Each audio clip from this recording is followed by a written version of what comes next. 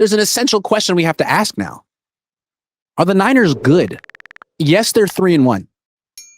But does that really indicate how good they are? Are they a team that's going to win 3 of every 4 games this season? Maybe.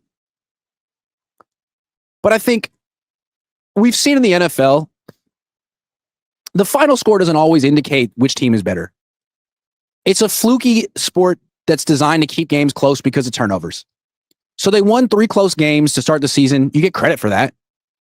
Puts you in great position, but it doesn't necessarily mean that you're like a Super Bowl contender or that you're a great team or that you could beat legit playoff teams. And the thing about September football is that, like, it's preseason football. Training camp's a joke. You know it. They know it. Preseason is a joke. The starters don't play. So it's all now.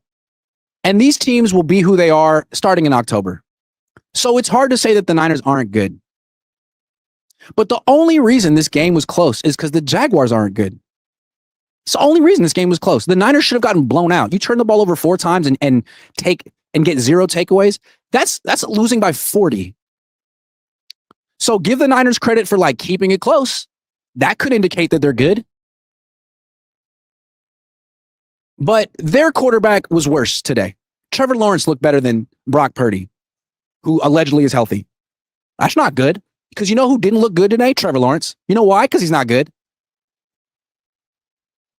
What is good about the Niners? Their defense, even though with the loss of Nick Bosa, they didn't give up 200 yards through the air. They played some really soft bullshit coverage.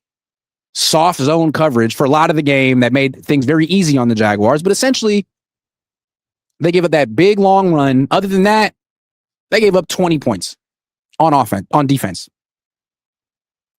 That's something. The defense is good. The offense continues to be a mess. They suck in the red zone. They can't run the ball. They have some good receivers, but if they pass the ball a lot and Brock's the quarterback, you know what's going to happen. Pick City. I wonder if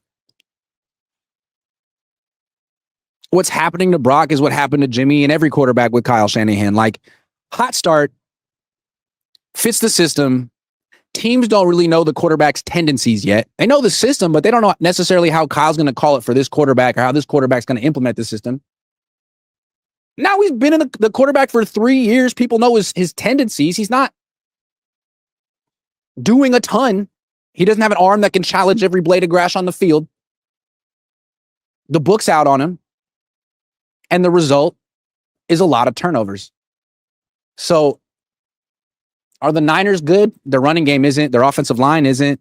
Their offense in general isn't because it's hurt all the time. Their defense is pretty good.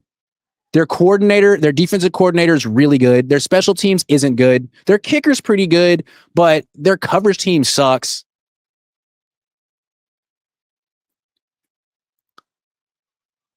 I picked 10-7 before the season started. That sounds about right.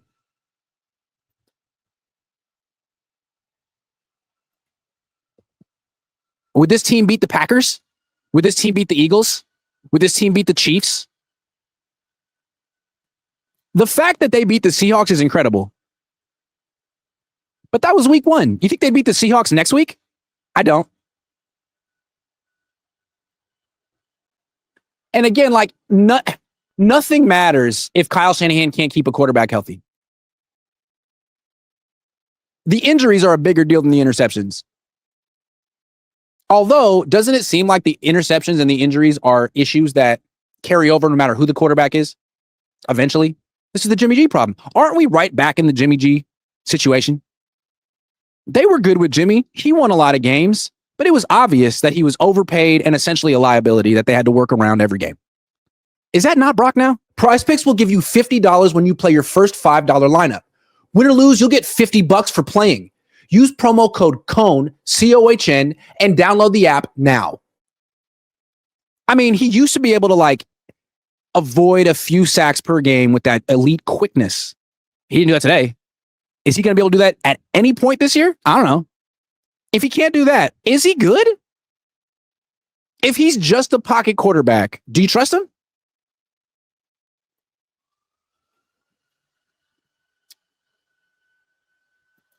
Can I just say that I was like one of the few people, not the only person, but one of the few people that was like, hey, can the Niners just chill and not pay him? There is no rush. He is under contract. He is coming off a bad season. That stuff was not necessarily a fluke. He's had as much bad games as good games. Slow down. Get more data. Make an informed decision next year. Because if he has a repeat of 2024, then his price goes down. You could get him for cheaper, or you could have enough information to know you don't want him.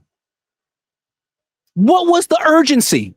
They literally negotiated against themselves. Was there another team trying to get Brock? If they wanted to trade him, who would have wanted him? Tennessee? If he had gone to Tennessee, would he have done well? The quarterbacks on the field today made a combined $108 million per season. Neither of them was worth it. That top-end quarterback market is a joke. The only reason you should ever give more than $50 million a year to a quarterback is if you are absolutely certain he's a future Hall of Famer. Even then, you should think twice. You know who's not a future Hall of Famer? Brock. I'm sorry. You look at what they could do with Mac. You look at what the Colts can do with Daniel Jones and what the Seahawks can do with Sam Darnold. That's the market they should be in, the Niners. A condo. The condos of quarterbacks. A luxury apartment. Something temporary. You should not have a mortgage with the quarterback. Because you have no insurance. No earthquake insurance, no fire insurance, nothing. This metaphor is terrible. So are the Niners good? My answer is I don't freaking know. And you know who else doesn't know? They don't know.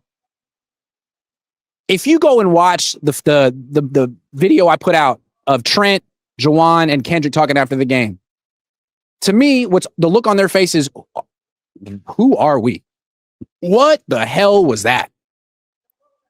And you know when things are going bad, when Trent Williams tries to get ejected, you know things are going really bad when Trent's like starting to fight. And he almost did give him credit for restraining himself. Because you got to be there the whole game, Captain.